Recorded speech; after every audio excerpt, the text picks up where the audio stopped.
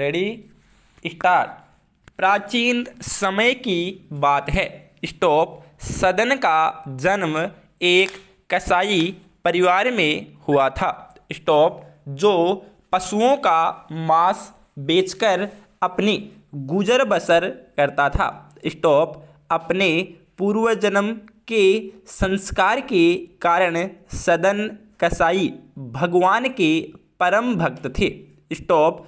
बचपन से ही उन्हें हरि नाम जप भजन कीर्तन में विशेष अनुराग था। स्टॉप। यहाँ तक कि अपनी दुकान में मांस बेचते हुए भी वे मन ही मन हरि नाम सुमिरन स्मरण किया करते थे। स्टॉप। मानो उनकी काया तो दुकान में बैठी होती थी पर उनकी आत्मा ईश्वर के परम आनंद में निमग्न रहती थी। स्टॉप। उनके चेहरे पर सदा स्वर्गीय मुस्कान छाई रहती थी। स्टॉप। उनका हृदय करुणा से इतना भरा होता था कि जीव हत्या के बारे में सोचते ही उनकी रूहें कांप उठती थी। स्टॉप। इसीलिए आजीविका के लिए वे मांस बेचते जरूर थे पर वे वह मांस दूसरों के यहाँ से लाकर बेचते थे। स्टॉप। वे स्वयं पशुवध नहीं करते थे। स्टॉप। पैरा। कहते हैं कि यदि भक्ति सच्ची हो प्रेम सच्चा हो तो भगवान ऐसे भक्त को किसी न किसी रूप में उसके प्रेम का प्रत्युत्तर अवश्य ही देते हैं। स्टॉप।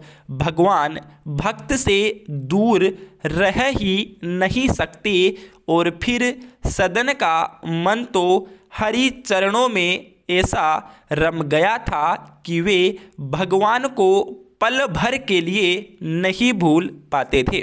स्टॉप। सदन को भगवान की पूजा का कोई शास्त्रीय विधान भले ही पता न था पर उनका हृदय सचमुच ईश्वर प्रेम से परिपूर्ण था। स्टॉप। प्रेम में मग्न सदन को तो यह भी पता नहीं था कि जिस पत्थर को बाट बनाकर वे अपनी तुला पर रखकर मांस तोलते हैं वह कोई साधारण पत्थर नहीं वह तो साक्षात सालग्राम भगवान है जिन्हें भक्त लोग पूजा वेदी पर रखकर नानाविध शास्त्रीय उपचारों से उनका पूजन करते हैं। स्टॉप। पैरा। एक दिन अचानक ऐसा हुआ कि एक साधु सदर की दुकान के सामने से गुजर रहे थे कि सहसा उनकी नज़र उस सालग्राम पत्थर पर पड़ गई। स्टॉप। वे सालग्राम जी को पहचान गए। स्टॉप। एक मांस विक्रेता के यहाँ अपवित्र स्थल पर सालग्राम जी को देखकर साधु को बड़ा दुख हुआ। स्टॉप। सो सदन से मांगकर वह सालग्राम जी को अपने साथ ले गए। स्टॉप। सदन ने भी खुशी खुशी वह पत्थर साधु को दे दिया। स्टॉप। साधु बाबा अपनी कुटिया पर पहुँचे। स्टॉप। उन्होंने सालग्राम जी को नानाविध तरीके से साफ सुथरा कर जलाभिषेक कर उन्हें पूजा वेदी पर स्थापित किया। स्टॉप। शास्त्रीय विधि विधान से उनका पूजन किया। स्टॉप। आरती उतारी। स्टॉप। साधु बाबा मन ही मन सोच रहे थे कि वह मांस विक्रेता सालग्राम जी को न जाने कब से कितनी अपवित्र जगह पर रखे रहा होगा। स्टॉप। उससे सालग्राम भगवान को न जाने कितनी पीड़ा हुई होगी। स्टॉप। अच्छा हुआ उन पर मेरी नज़र पड़ गई और मैं उन्हें अब पवित्र स्थल पर स्थापित कर सका। Stop para. संध्या वंदन के पश्चात साधु बाबा रात्रि विश्राम करने लगे। स्टॉप। देखते देखते वे गहरी निद्रा में चले गए। स्टॉप। उस गहन निद्रा में ही उन्होंने एक अद्भुत स्वप्न देखा। स्टॉप। उन्होंने देखा कि सालग्राम भगवान उन्हें कह रहे हैं, तुम मुझे मेरे सदन के पास से उठाकर यहाँ क्यों ले आए? Question mark. मैं तो अपने भक्त सदन के पास रहकर ही बहुत आनंदित रहता था। स्टॉप।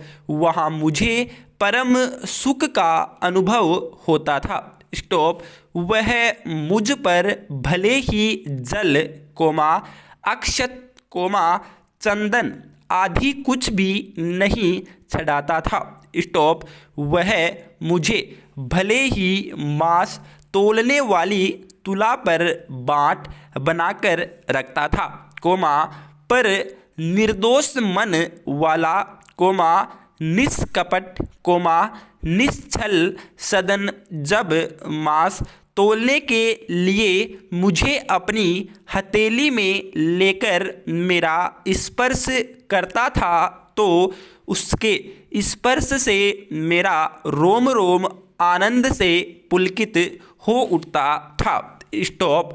वह जब भी मांस लेने आए अपने ग्राहकों से सच्चे हृदय से बात करता था, कोमा तो उसके हर एक शब्द ही मुझे मधुर स्रोत जान पड़ते थे। स्टॉप। उसकी वाणी में स्वतः ही स्रोत झरते हुए जान पड़ते थे। स्टॉप।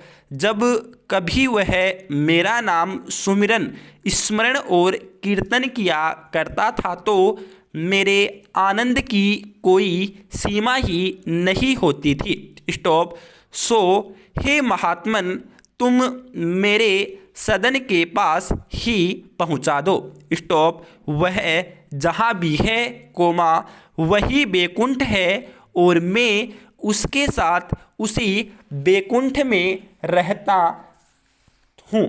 स्टॉप। उसके हृदय स्पर्श के बिना मुझे एक पल गुजरना बड़ा भारी लग रहा है।